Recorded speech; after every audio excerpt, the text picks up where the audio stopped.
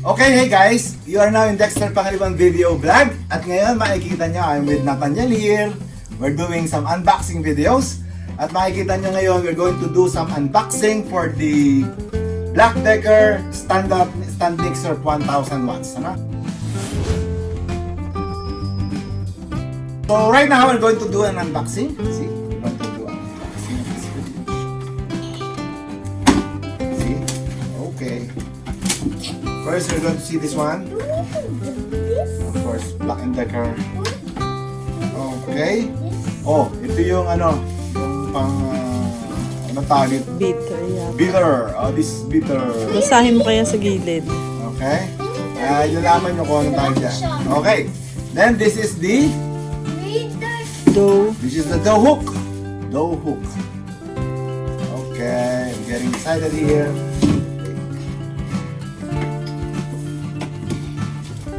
Okay. What else? Then ito yung ano, yung ewan. Hindi makita mo pa ang plastic lang. Okay. Ito yung cover. Hey! That's the one for your face. So yan. Tanggalin natin buo. Ah! Mario! Okay. So yan, may connection na. Me! Amal! Mario! It's me, Mario! Pwedeng ilapit. Okay. Or kinabit mo. Kabit na. Ano yung isa? Oh!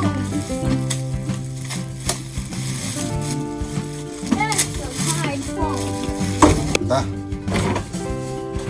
Wow! Wow! Wala pa, tinatanggal pa. Think you turn. Hala, basahin mo kaya. Galing nila. You just have to put your dough hook like this. Hindi ka kita. Meron ano, That's a makikita dough mo yung group. Itong group na to. That's a Itong dough group na hook. to, yun ilalagay mo doon. There's a picture. Tapos ipupush mo siya. This Parang may also spring. Yan na. attaches. That's also attached. Tapos, like this. How do Yan you naman. put it on? Tapos pagbukas ganun din. Tapos pag bukas, i-up mo yan. Ganyan na. Tapos tatanggalin mo to.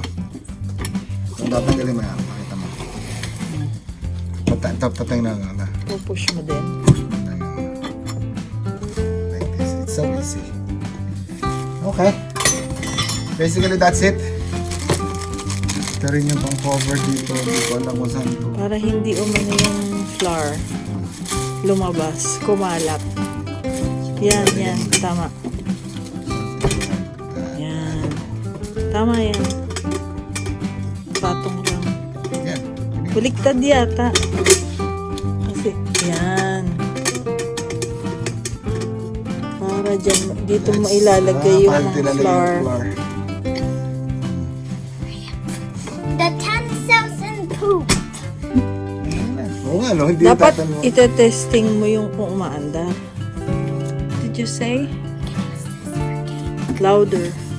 We can use this for cake. Don't shout. I said louder lang. Going to 1 to test 2 lang daw. if it's working. Just gonna test if it's gonna work. No. Who's this, sir? Wait. It's a mixer. You literally grab dough with this.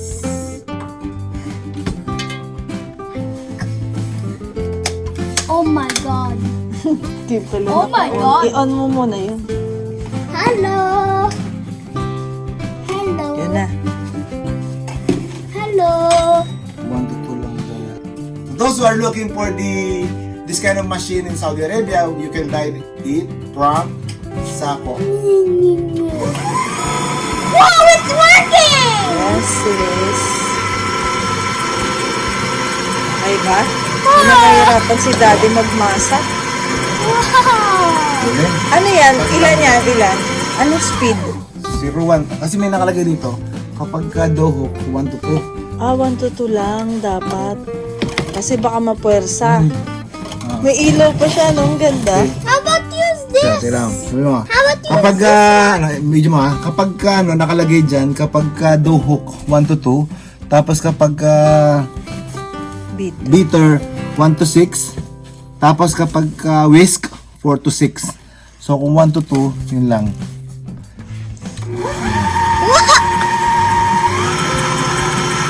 I see. Siyempre pagka mabagal lang yung gagawin nito.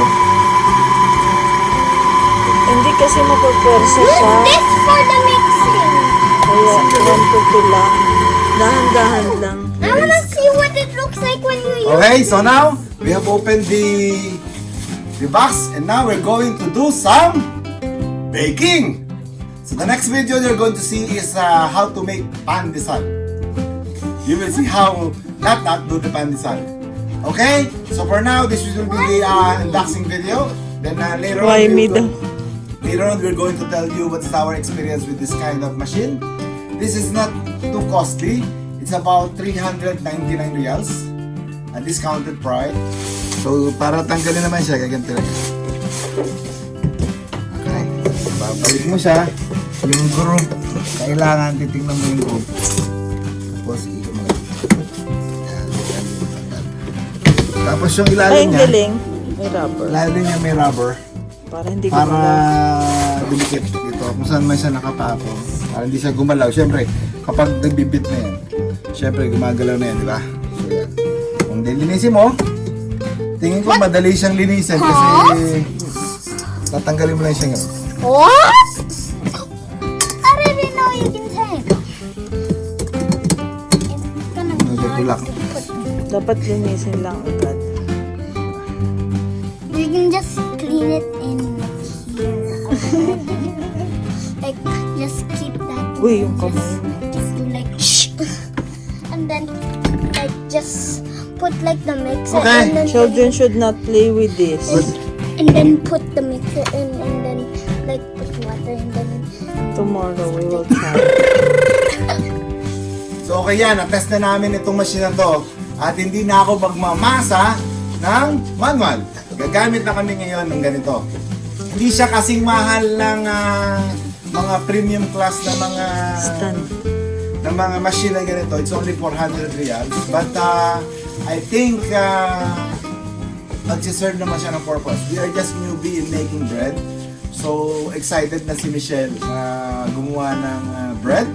So later on makikita niyo kung paano siya gagawa ng bread. So ako gagawin ko na, hindi na ako mamasa, tutulong na lang ako. me Bye-bye!